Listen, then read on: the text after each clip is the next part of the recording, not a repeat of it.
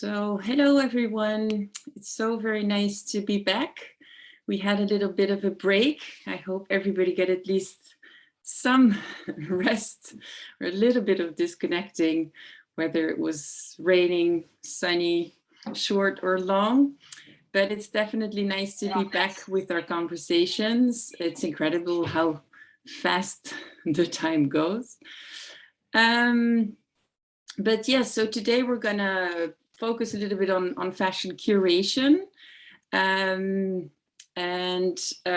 would just like to start with a brief introduction. So for those who haven't joined us or are joining us for the first time, so usually we start about 30 minutes to reflect on the reading with the author of the reading, which in this case is going to be Erica de Greef, who's also one of the conveners of the conversations. And she will be joined by Amanda Maples. So she is, let me see, a curator of African art at the North Carolina Museum of Art and Research and database coordinator of the Digital Benin Project. So she has written essays, books, and articles, and curated a range of exhibitions on historical and contemporary African arts, museum policies, and ethical collection practices. So she's the guest curator and author of Good as Gold, Fashioning Senegalese Women, the first in-depth scholarly exploration of Senegalese gold jewelry to date. And she's also the dialogue editor of the journal African Arts and secretary of the steering committee for the Benin Dialogue Group. And she holds a PhD from the University of California, Santa Cruz, and is currently working on a new NEH-funded traveling exhibition entitled New Masks Now, Artists Innovating Masquerade in Contemporary West Africa. Wow. So thank you so much, Amanda, for joining us, in my case, this evening. And for me personally, before we start, I came across a beautiful, beautiful letter written by Fabian Barba, who is an Ecuadorian dancer and who's also part of the Decolonial Summer School. And if you would allow me, I would like to read a little passage of that beautiful letter, where he says, I have the impression that some people might understand listening as a withdrawal, as keeping their mouths shut while asking or even subtly demanding the other to speak. This listening remains unidirectional and reinforces the dichotomy self-other. This listening once again abstracts the subject who decides to listen out of any possibility of conversation, of engaging in the process of knowing each other. I have the impression that a decolonial listening has to be reciprocal. It has to be able to show ourselves to each other and host each other. If listening is a learning, we have to be ready to share what we have learned, including what we have learned or are learning about ourselves through that dialogue, unquote. I guess it stayed with me because indeed we have been talking about listening as a radical act. But I think what is so incredibly powerful in this piece is that actually listening is not necessarily being quiet. So I just wanted to share that since we are figuring our way out to with these conversations, how we can learn together, how we can create, I don't like to say new ways of creating knowledge because they're actually old ways, I would think, of creating knowledge. But let's say in our case, other ways of creating knowledge in regard to fashion. So I just wanted to share that with you. But I won't take up too much time. So with no further ado, I do want to, of course, remind everybody to be respectful of each other's journeys and be incredibly grateful, I think, to be able to have this opportunity to learn together. So Amanda, you have prepared some questions in response to the reading for Erica. And we also shared an additional reading from the Fashion Theory Journal, which is actually an interview from Cornelia Lund to Beatrice Angut. And so we might, if we have time, reflect on that as well. So Amanda, please. Thank you so much for that introduction and for the really invigorating quote. I actually also wanted to begin with a quote. So as you know, we've read this article by Erica today, and I have the great pleasure and honor, thank you so much, to introduce it and summarize it. And one of the quotes that really stood out for me and that I wanted to re-quote here is, "The curatorial is a powerful key to creating the conditions for decolonial work to begin." And that really stuck with me when I was reading it, and I'd already read this months ago, and so I was happy to revisit this article. And I remember thinking, this is why we do, and just getting excited about, you know, the article, all of this work that we're doing. But I think this is also why as curators of African arts and fashions, our work should start and end with African narratives and positionings. So that's something that really stuck out to me.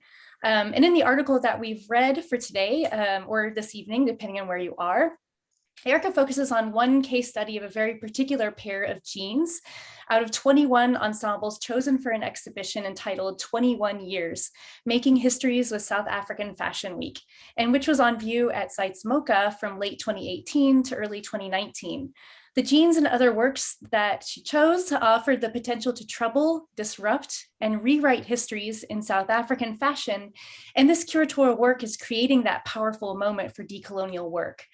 So these jeans to me are a metonym for the hybridity, mutability, and the shared and overlapping yet individual nature of creativity and the migratory fluidity of contemporary and urban experience, particularly in Africa. The patchwork jeans spoke to what is in effect and in reality patchwork experiences of life. Sometimes they obscure, sometimes they overlap, sometimes they highlight, but always they are evolving and changing with the wearer and because of the physical experiences and emotional influences of the world around them.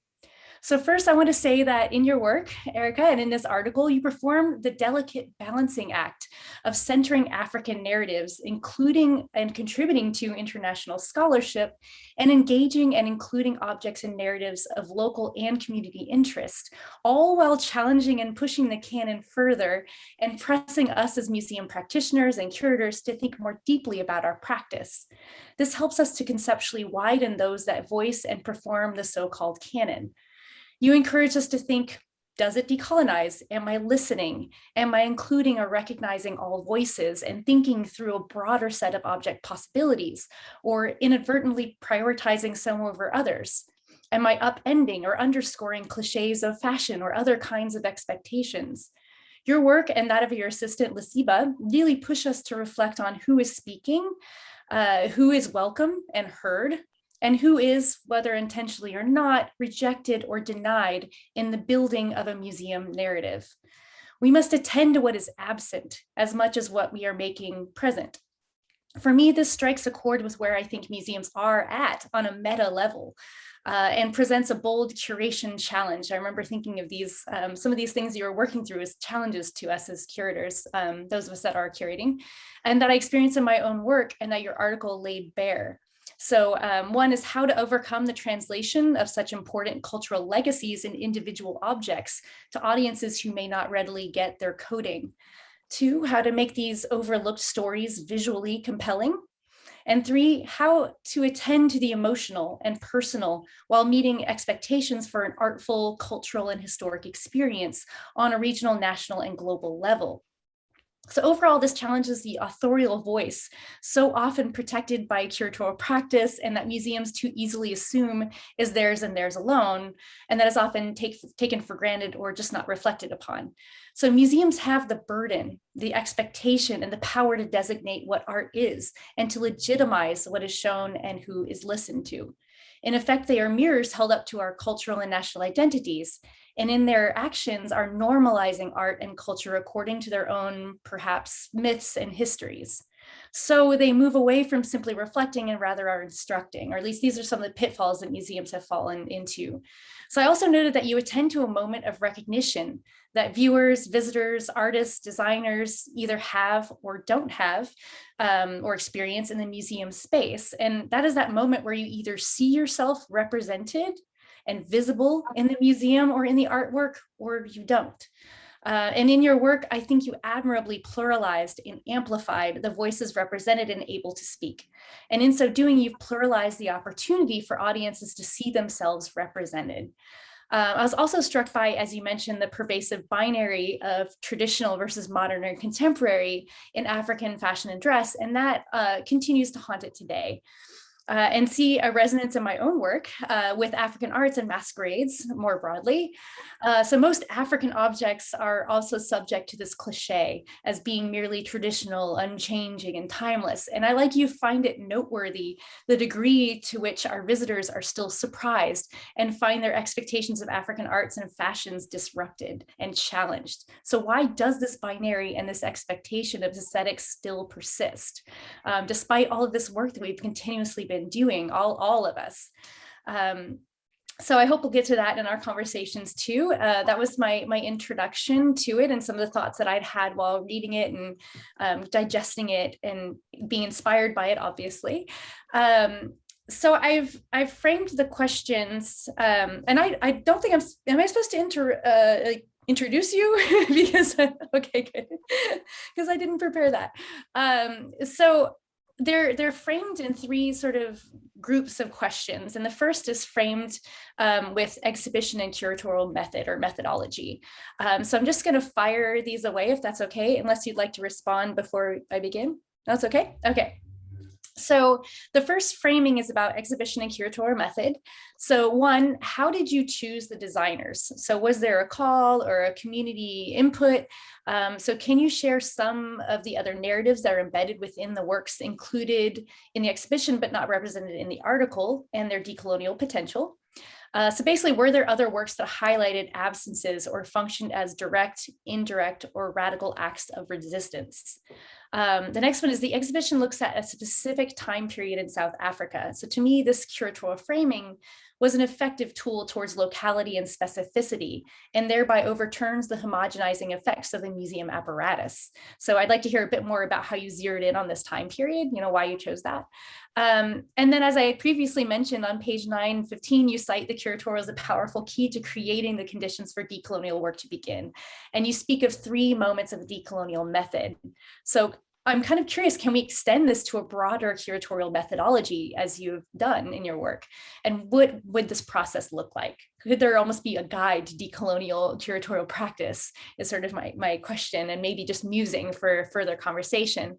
And then lastly, can you tell us how you selected the genes, and for you, how they have disrupted fashion curation and museum narratives, and then which narratives specifically? Thanks. Thank you so much, Amanda.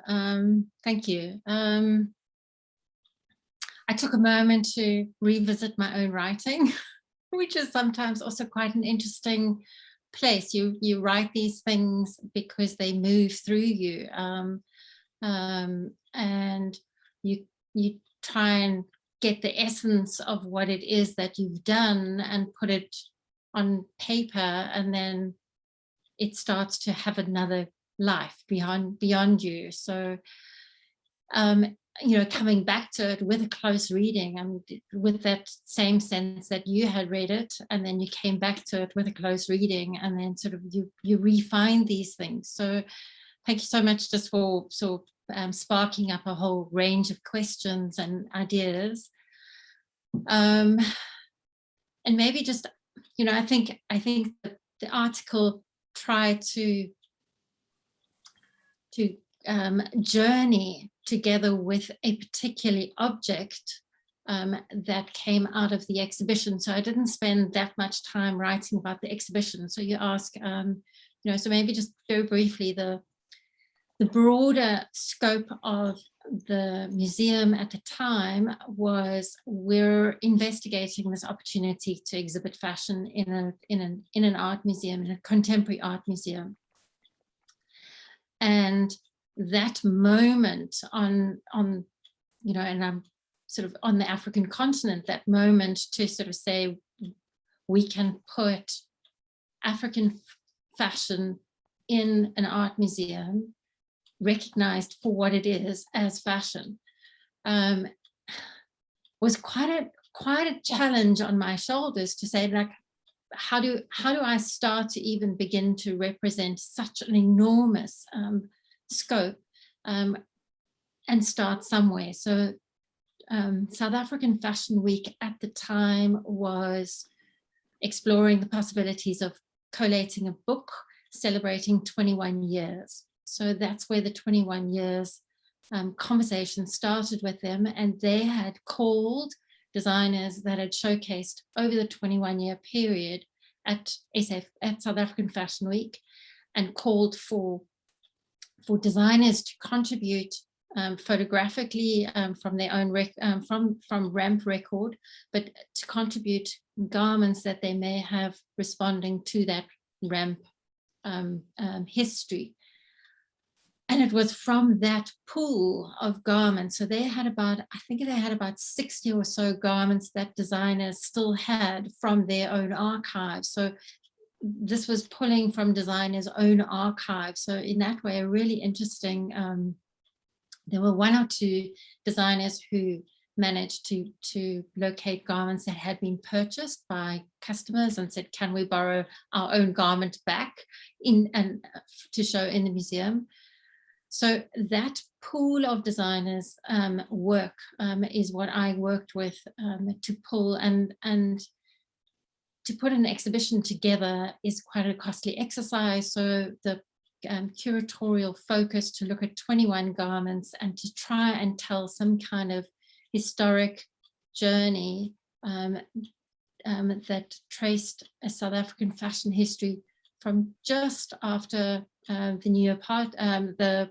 new democracy, and traced a 21-year period. So these 21 garments kind of acted as touch points in that journey.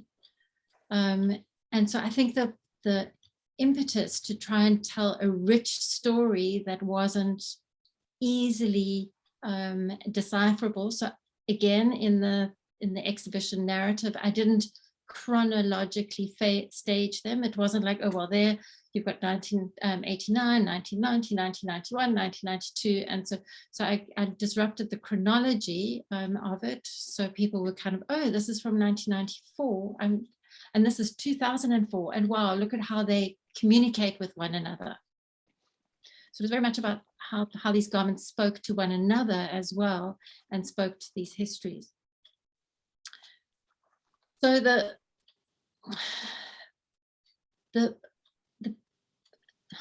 process of putting the exhibition together allowed me to negotiate with quite a wide set of my own cohort, which is a fashion industry in South Africa, and then asking the kinds of questions in my own background as a lecturer, my own background as a practitioner. And so we talk about this thing about listening quite carefully. So perhaps it was those years of listening and the kind of research that I'd done with my PhD in terms of like whose narratives are being told, what kind of narratives are being told in museums, and particularly this distinction between tradition as ethnographic and fashion as a kind of Western narrative. So these kind of subtle disruptions of blurring those boundaries, whether it's recognizing that within the designer's work themselves, and then as a curator, almost encouraging these dialogues with these objects. You want a glass of wine? Sorry. On the actual ramp. Okay. So I think you asked, I'm trying to sort of get a sense of the kind of response to this much bigger question of like, how is it that we can start to think about a decolonial method for curating. And so just drawing on Walter Mignola and Rolando Vasquez, sort of decolonial method in my work in putting the exhibition together. The first is to acknowledge that coloniality. So in this case, it was an art museum, and there were certain kinds of expectations as to what kind of fashion could engage, and this particular art museum as a international facing art museum, not necessarily a local facing art museum. So engaging with an international public and the kind of expectations of what kind of garments or what kind of fashion would be expected, appreciated, even understood. So acknowledging how coloniality was at play.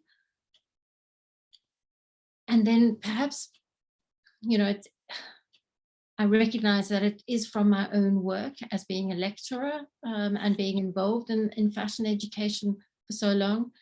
The impact of that coloniality is that there are huge absences of what isn't shown and what isn't put on the ramp. So the impact on designers around thinking about their own creative process, thinking about their own aesthetic registers or aesthetic meaning systems. So this erasure, so the impact of that coloniality on erasures and absences.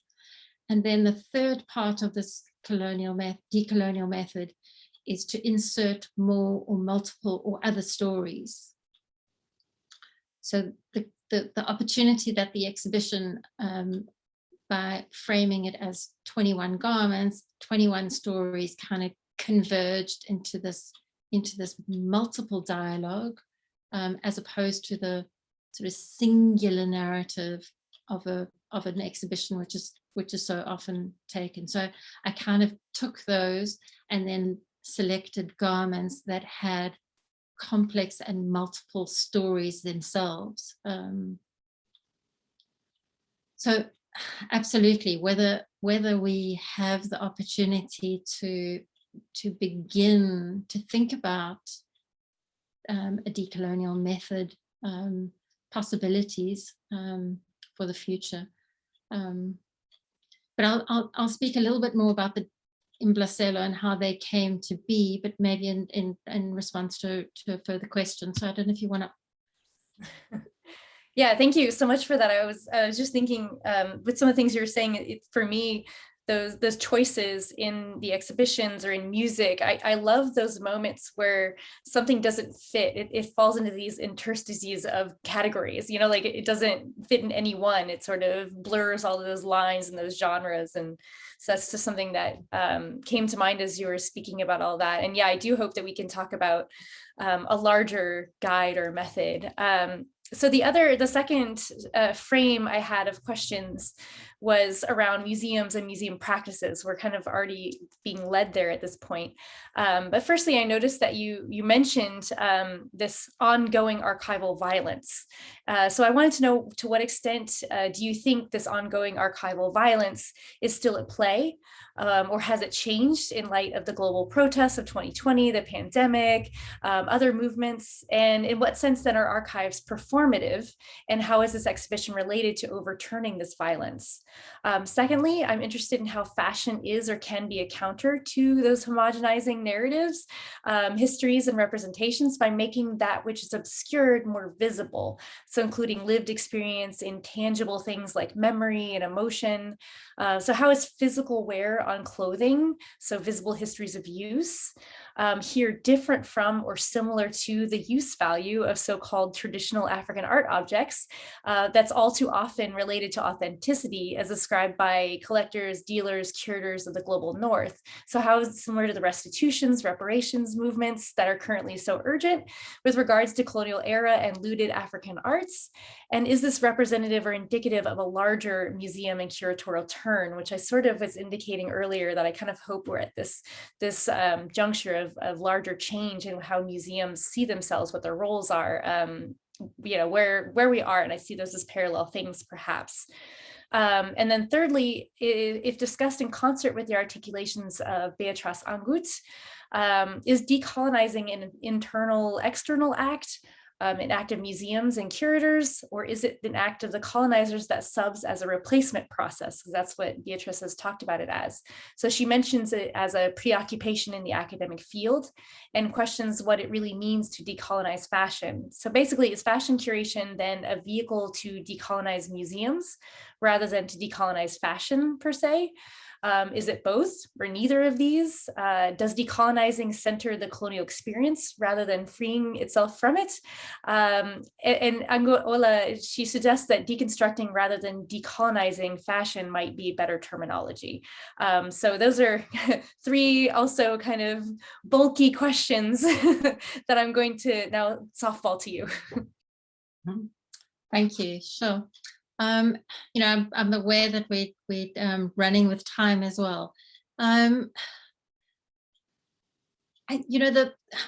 think a really important point that you bring out is the way in which African art objects have been authenticated and how there's a certain kind of marking that has separated them and processed them that follows on through museum practice. And in my PhD research, it was incredibly clear how these